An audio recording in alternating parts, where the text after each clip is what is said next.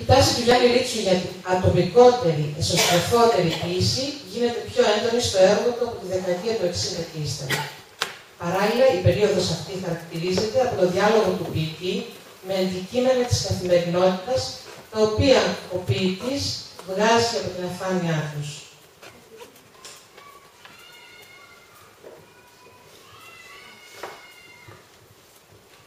Δεν βρήκα ένα αντίστοιχο ποίημα για αυτό που ανέφερα τώρα, αλλά βρήκα κάτι που μου άρεσε πάρα πολύ, τον κύκλο «Παιχνίδια του ουρανού και του νερού», τα οποία αφιερώνει στο Φωτούλη και στην Έρη, και η Έρη είναι η κόρη του.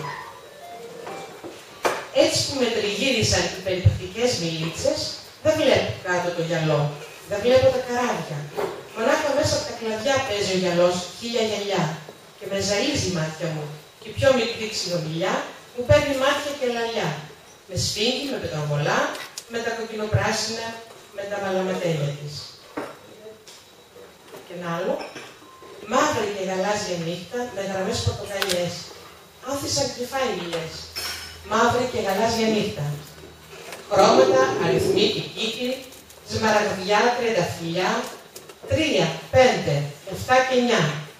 Χρώματα, αριθμοί και κύκλοι. Και από πάνω το φεγγάρι, το χρυσό μηδενικό, το δικό μου μερτικό, με σταλόνι καλονάρι.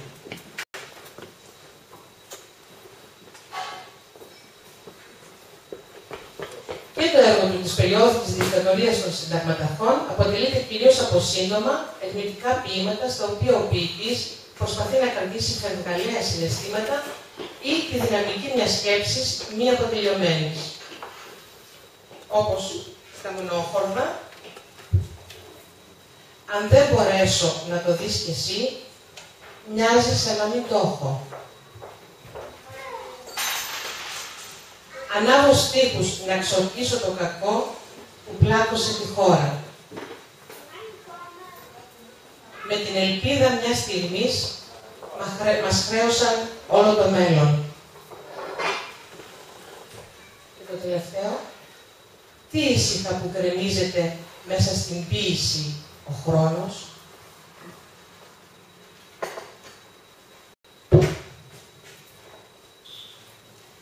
Τέτοια παραδείγματα έχουμε και στα Χρήστικα, όπως με παρελάσεις, με ηρώα, με στεφάνια, τι πένθος, να θυμόμαστε πάλι πόσο οι νεκροί είναι ξεχασμένοι. Οι ποιητές μετά το ποίημα, όπως μετά την πυρκαγιά οι πυροσβέστες, βγάζουν τα κράνη τους. Και ένα ακόμα. Άδειο το σπίτι, τα παράθυρα κλειστά, γυμνή, παλόμενη, απλωμένη στο κρεβάτι, η απουσία του σώματός σου. Χαρακτηριστικό του έργου του για την περίοδο αυτή είναι ότι χωρίς να αποκλίνει ιδεολογικά, δίνει με λόγο μικρές μορφές της μυθολογίας που δεν θυμίστηκαν και ιδιαίτερα και την ηρωική του στάση στη ζωή. Όπως παραδείγματος χάρη, Χρυσόθερος που ανέφερα στο μόνιμο θεατρικό. Εδώ πρόκειται για τη μικρή αδελφή της Ιφηγένειας, της γνωστής Ιφηγένειας, η οποία παρατηρεί την αργή καταστροφή της οικογένειάς της. Στην περίοδο μετά τη Χούντα, και κυρίως το 1982 μέχρι το 1990, πρέπει να κατατάξουμε και τα μυθιστορήματα. Το έχω αναφέρει πιο πάνω, όπου στην πραγματικότητα πρόκειται για μεμονωμένες συνδέσεις αναμνήσεων και λυρικών σκέψεων, μέσα από τις οποίες για πρώτη φορά φανερώνεται εμφανώς η σεξουαλικότητα ως αναπόσπαστο κομμάτι του ατομικού κόσμου του ποιητή. Εκδίδονται το 1981 συγκεντρωμένα στη συλλογή Ερωτικά.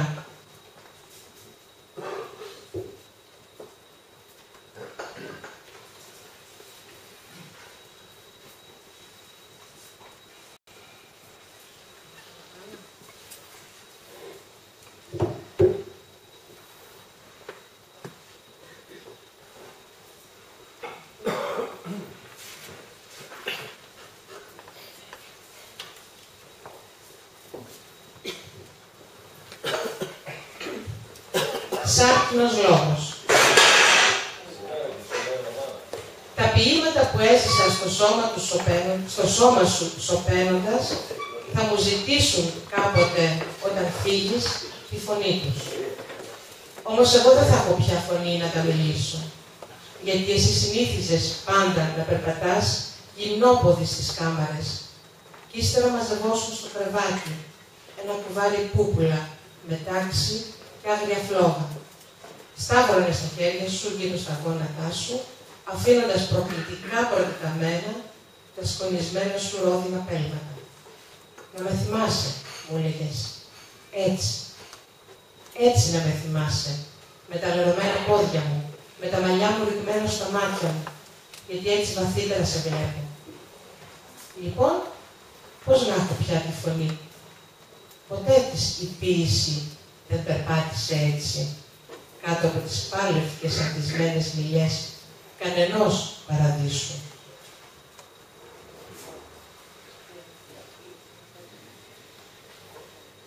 Για να συμπληρώσω την παρουσίαση αυτή της ζωής του έργου του Γιάννη Ρίτσου, οφείλω να αναφέρω και τις επίσημες τιμές που απέτυχαν στον ποιητή.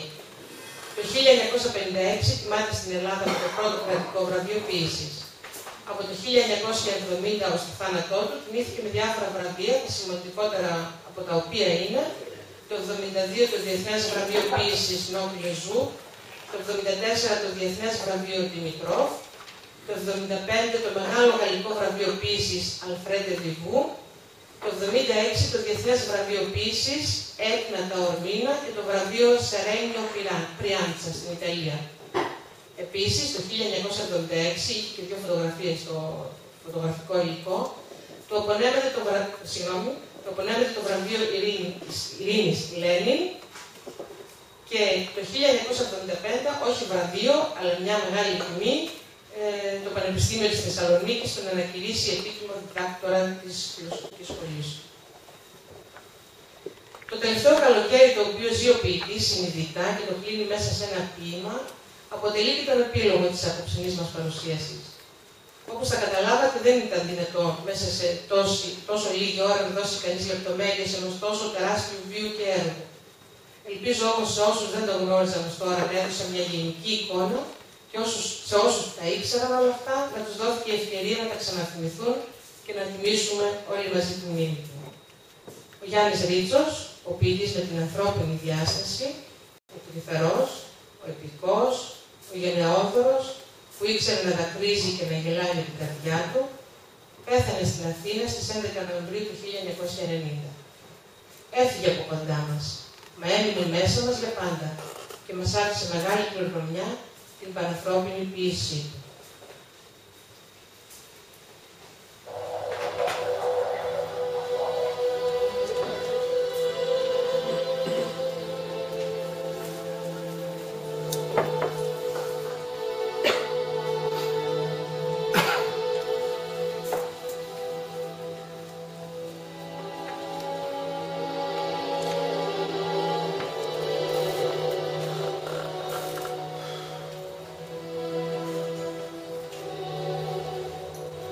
Ζητούσαν να τον προστατεύσουν.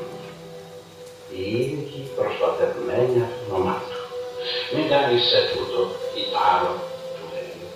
Μην δίνεις στόχο. Μην γίνεις μπροστά τους ακορδόνια σου ή τη ζώνη σου. Μην γίνεσαι κάθε φορά θύμα της ειλικρίνειάς σου. Εκείνος τους χαμογέλατε συγκατανευτικά και με τα δυο του δάχτυλα μόνο έπαιρνε όλα τους τα μη και τα πετούσε στο δοχείο απορριμμάτων μαζί με τα ρούχα του. Κι έτσι γυμνός, ωραίος, επαναστάτης, φορώντας μονάχα τα πλήπια του από τις πολλές ορειβασίες παπούτσια, πέρασε κάτω από τις υποκραυγραυγές και χάθηκε μες στην Αθανασία.